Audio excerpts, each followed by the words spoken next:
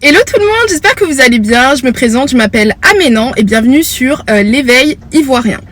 Aujourd'hui, je vais vous dire la vérité sur l'immigration au Canada en ce moment parce que lorsque vous faites vos recherches, vous allez vous rendre compte qu'il y a aucune opportunité d'immigration. Il n'y a absolument pas de bonnes nouvelles concernant l'immigration et donc je pense qu'il y en a beaucoup qui se demandent mais qu'est-ce qui se passe? Pourquoi il y a autant de mauvaises informations qui circulent sur le Canada? Pourquoi est-ce que tout le monde explique qu'il y a des restrictions en termes de nouveaux arrivants, ainsi de suite? Donc effectivement, vous allez vous rendre compte qu'actuellement, le seul programme d'immigration qui vise à donner de l'espoir aux nouveaux arrivants ou plutôt à ceux qui souhaitent immigrer au Canada dans le futur, c'est le programme qui a été initié la semaine dernière et qui n'est pas encore voté. Donc c'est celui qui concerne les aides-soignants et toutes les personnes qui font du service à la personne, donc notamment aide aux personnes âgées. Le but de cette loi, c'est de donner la possibilité aux personnes qui travaillent dans ce domaine de pouvoir avoir la résidence permanente, donc de 2024 à 2026. Le programme n'a pas encore été voté et vous allez vous rendre compte qu'il y a même de très fortes chances que finalement le gouvernement du Canada ne le fasse pas. Suivez attentivement la vidéo que je vais vous mettre dans quelques secondes et donc déjà ce sera le premier élément de compréhension. Après cette vidéo, si vous ne comprenez toujours pas pourquoi le gouvernement, notamment du Québec, mais aussi au fédéral du Canada, souhaite qu'il y ait de moins en moins d'immigrants, je peux plus rien faire pour vous. Mais vraiment, suivez la vidéo jusqu'au bout, vous allez tout comprendre. Je me trouve aujourd'hui dans le parc Extension et je me questionne à savoir comment ça se passe avec les banques alimentaires. Je me suis dit que ce serait peut-être une bonne idée d'entrer dans cette épicerie pakistanaise dont le propriétaire vit ici depuis 32 ans. Actually, the people don't have jobs. Every single day, like 15 to 20 people, women and men, they come for the job, they ask me for the job. Il me confie que de plus en plus de clients essaient de le voler. Ça lui brise le cœur et il finit par leur remettre la nourriture gratuitement. Give food free. Donc là, le propriétaire de l'épicerie m'amène au temple sikh de l'autre côté de la rue. Il est 10 heures du matin et j'y découvre des dizaines de personnes en train de manger, des aînés, des jeunes. On a fait des réserves de nourriture et aussi d'épices.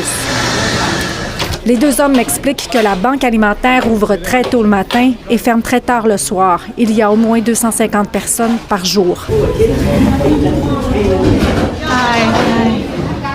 Je fais alors la rencontre d'une petite famille arrivée de l'Inde il y a une semaine. L'adolescent de 14 ans raconte que ses parents n'ont pas d'emploi et qu'ils n'ont pas trouvé d'appartement. We are living in sharing now. No apartment we are finding. We searched. You are your brother and your mother? Yes, and my father. What shelter? But shelter we are living in sharing with one family. It's very difficult to manage. À la sortie du temple, j'ai fait la rencontre d'une autre dame. Donc là, on se dirige dans un appartement où plusieurs familles vivent ensemble et il y a aussi un nouveau-né, semble-t-il. Hi. Morning. Good morning. Do you speak in English? Yes. J'entre à l'intérieur et je découvre alors un 5,5 à peine meublé. 4 familles y vivent sur des matelas sur le sol. Hi. Hi. How are you? Oh, little baby. Oh, oh, oh. 3 weeks ago. On m'explique que la jeune maman est partie d'Inde enceinte il y a 3 semaines et elle a finalement accouché à l'hôpital général juif dernièrement. Yes, baby born Canada. No, 9:30.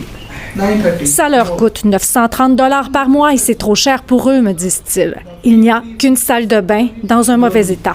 Et pour combien de personnes? So how many people live here? 10 people stay here. 10 people. Yes. Have you ever seen this situation before? Is it worse? No. It's worse.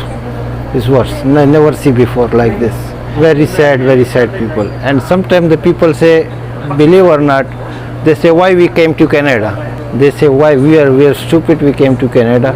Because they came with the big dreams.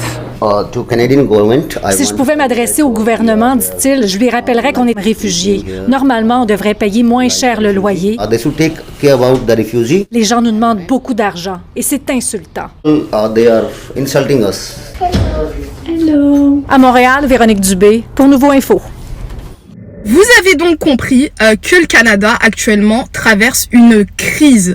Le pays qui il y a quelques mois, quelques années expliquait qu'ils avaient besoin de millions et de millions de personnes pour pouvoir travailler et faire développer le pays, se retrouve dans une situation qui est extrêmement catastrophique.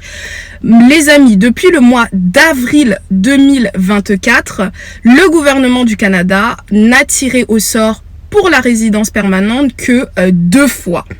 Pour toutes les personnes qui ne sont pas encore au courant de comment ça se passe pour la résidence permanente, sachez que la résidence permanente est le seul programme du gouvernement du Canada qui vise à accueillir plus de 400 000 personnes chaque année, et ce jusqu'en 2026, et ça a été revoté. Donc ça, c'est vraiment sûr. Donc comment expliquez-vous que même ce programme qui est censé accueillir autant de monde, depuis quelques mois, n'a quasiment pas de sélectionner. Donc vous comprenez qu'effectivement il y a une vraie pénurie de logements, une vraie pénurie d'emplois, et donc même les nouveaux arrivants se retrouvent dans des situations extrêmement compliqué. En plus de ça, il y a un rapport qui est sorti début juin 2024 qui démontre que le Canada est le 5e pays au monde ayant reçu le plus de demandes de demandeurs d'asile en 2023, avec plus de 140 000 dossiers qui ont été déposés. Le premier pays, si je me trompe pas, c'est les États-Unis, mais n'oubliez pas que par exemple en 2023 aux États-Unis, il y avait tout l'afflux de migrants qui avait été favorisé par le gouvernement Biden, etc. Donc ça prouve que le Canada actuellement fait face pareil à une crise des demandeurs d'asile, des réfugiés, ainsi de suite, sachant un demandeur d'asile, coûte au gouvernement du Canada plus de 200 $ par jour. Maintenant, vous comprenez pourquoi est-ce que tout le monde tire la sonnette d'alarme. Les journalistes tirent la sonnette d'alarme. Les influenceurs qui ont l'habitude de parler du Canada, même qui sont extrêmement positifs, etc., commencent à expliquer qu'effectivement, en ce moment, il n'y a pas beaucoup d'opportunités au Canada en termes d'immigration, donc c'est beaucoup plus difficile d'immigrer. Les étudiants, depuis quelques mois, ne peuvent plus avoir certains avantages, notamment venir avec les membres de leur famille s'ils ne sont pas inscrits pour un programme de master. Pareil, les étudiants, que ce soit au Québec ou dans les autres provinces, ne pourront plus avoir facilement des demandes de visa, ainsi de suite. Donc nous ne sommes pas pessimistes, c'est vraiment la situation actuelle. Il y a énormément de manquements en termes d'opportunités d'immigration. Si vous aviez d'autres pays en tête, foncez également dans vos démarches d'immigration, ne comptez plus qu'uniquement sur le Canada. Maintenant, vous comprenez pourquoi est-ce que le seul programme d'immigration qui a été annoncé, donc qui était une bonne nouvelle pour tout le monde au cours de ces 8 à 1 an, donc ne verra certainement pas le jour, car il y a énormément de personnes de la société civile du Canada, des journalistes et même des politiques qui ont expliqué qu'ils étaient contre le programme des employés de service à la personne ou des aides-soignants. En gros, c'est un programme qui visera à donner la résidence permanente à des personnes qui ont uniquement le bac et qui démontrent que dans leur pays d'origine, ils ont soit travaillé dans le domaine du service à la personne ou soit dans le domaine des aides-soignants, tout simplement.